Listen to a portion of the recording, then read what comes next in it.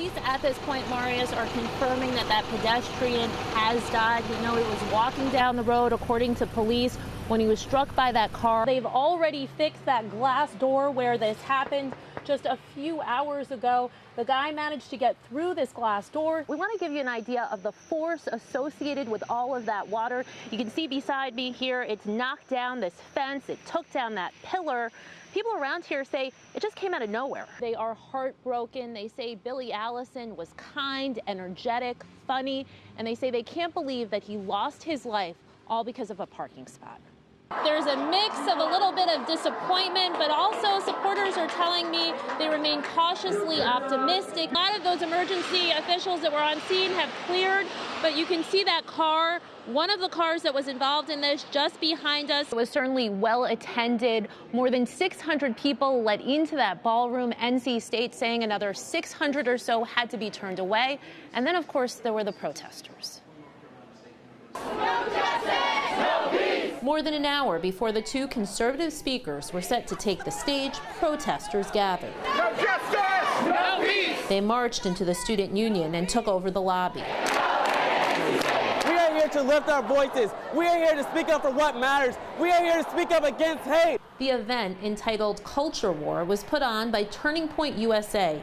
It featured Charlie Kirk, its founder and president, along with Lara Trump, the president's daughter-in-law. NC State quick to point out they didn't sponsor the event. A student chapter of the group did.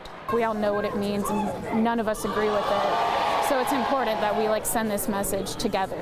Meantime, NC State confirms more than 1,200 people lined up to attend the event. Our camera not allowed in. I'd like to, hear what they have to say and then see if I can pick pieces from that and, better myself in my political views. I just wanted to hear what they had to say. I don't really have a strong opinion on either side. I'm kind of in the middle at this point. Tensions heightened when this video came out. Jack Bishop, Congressman Dan Bishop's son, said he was assaulted by members of the university's Young Democratic Socialists of America Club. It happened in Freedom Expression Tunnel, as Jack says he was promoting tonight's event.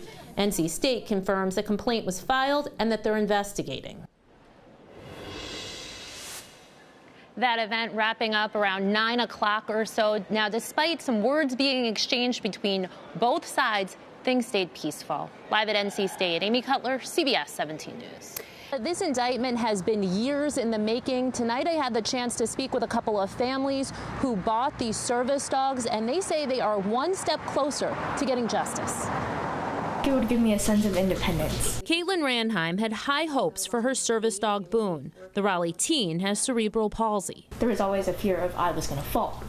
And so having a service dog, that was my new companion of balance. Her family spent months raising money. In the end, they say they paid Rycon more than $14,000 for Boone. We finished paying Mark, and Mark was like, okay, take the dog home, he's ready. And we're like, he's not ready. He wasn't even potty trained. He was also skittish around people and barked a lot.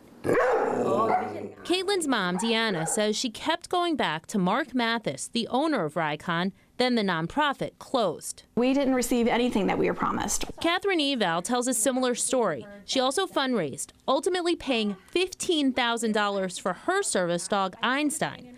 The Ranheims and Evals among the more than 50 complaints the state attorney general's office says it received.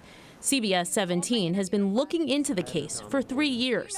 Late this afternoon, we learned Mathis has been indicted on 42 counts of obtaining property by false pretense. He represented that dogs could perform services to people that he knew they couldn't do. That this man really hurt our life in ways that I don't even know that I've fully comprehended. There's going to be justice done. Now, both families consider themselves lucky. They say while they did not purchase service dogs, they say they are good, loving pets. Other families were not as lucky. Live in Raleigh, Amy Cutler, CBS 17 News. It started with those 5 service members, and now Ed Rossich tells me it's up to 42 service members. That's because so many people have been stepping up, wanting to help. Here's the original post. Ed Rossich wanted to do something nice for service members for the holidays. He decided to make this offer on LinkedIn. I'll personally pay to fly 5 random service members airfares homes. That was Saturday around noon. He waited and waited. Military people don't get paid a lot, especially enlisted. You know, an E1 might make $15,000 a year. And so to travel home, it's a real hardship. 18 hours went by, nothing. Then on Sunday, 55,000 views. it took off. Oh, this guy got drawn. I originally thought, this is 5 names, I'll be done by Sunday night, I won't have to do anything. And an email comes in, another email comes in, another email comes in. Rosich says about 60 service members from around the world have applied for the help. The guy in Oklahoma. But perhaps what's more surprising, people have been stepping up, offering to pay for their flights home. The names of the service members who apply go onto a slip of paper. Rosich picks them out of a hat. Right before you guys got here, we had another name pop up for a donor, so we can actually draw if you want. Why don't you pull a name out? All right. I selected a service member named Sarah. Behind each is a story, one Rosich knows well. Her dad is sick, and they didn't know if they'd be able to get home for the holidays. And so she had no other way, and she threw a name in a hat.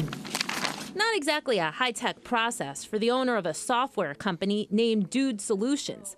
Rosich says he never expected what this has become. As long as the donations keep tripling in, I'll keep drawing names. Thanks, his name's in the hat. He's hoping to help every service member in that hat. That was a touchy one.